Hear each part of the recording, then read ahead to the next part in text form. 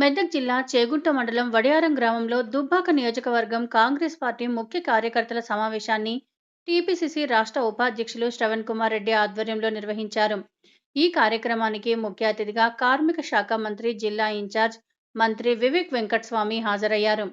Vadiyaram bypass వద్ద మంత్రికి TPCC రాష్ట్ర ఉపాధ్యక్షుడు శ్రవణ్ కుమార్ రెడ్డి ఆధ్వర్యంలో ఘన స్వాగతం పలికారు.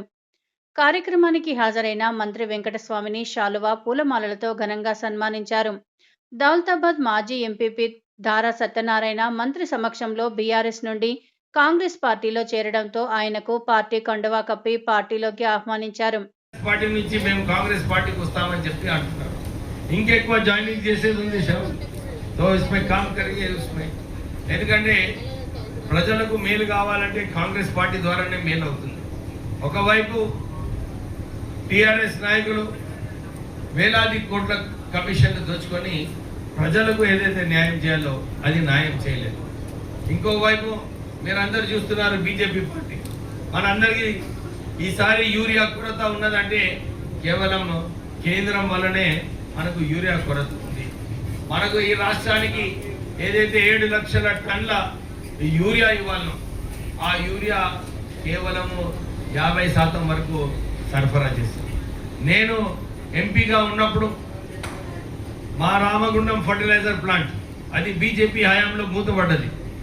కాంగ్రెస్ పార్టీ మన్మోహన్ సింగ్ గారితో, అప్పుడు నేను కాంగ్రెస్ ఎంపీగా ఉన్నప్పుడు వారితో మాట్లాడి చర్చించి 10,000 కోట్ల రూపాయలు రుణమాఫీ చేయించి ఆ ఫర్టిలైజర్ ప్లాంట్ని మళ్ళా రీఓపెన్ చేయించడం జరిగింది. దాని వలన ఈరోజు మనకు నేను ఆ రోజు ఏదైతే ఆ ప్లాంట్ని ప్రారంభిస్తే ఈ ప్రాంత ప్రజలకు తెలంగాణలో, నార్త్ తెలంగాణలో ఉన్న ప్రాంత ప్రజలందరికీ కూడా యూరియా కొరత ఉండొద్దని చెప్పి ఆ ప్లాంట్ మనము రీఓపెన్ చేయించడం జరిగింది. ఈరోజు ఆ ప్లాంట్ బీజేపీ హయాంలో ఎప్పుడు కూడా అది 10 రోజులకు ఏదో రిపేర్స్ అని చెప్పి దాన్ని బంద్ కావడం జరుగుతుంది. అందుకోసంకే కొరత వచ్చింది. బీజేపీ ప్రభుత్వము ఏదైతే మాట ఇచ్చిందో ఆ మాట నిలబెట్టుకోవడం లేదు. మనం ఈ 3 పార్టీలు చూసుకుంటే కేవలం కాంగ్రెస్ పార్టీ ప్రజల కోసం పనిచేస్తుంది, ప్రజల మేలు కోసం పనిచేస్తుంది. సో మనం ఇది దృష్టిలో పెట్టుకొని ముందుకు వెళ్ళాలి.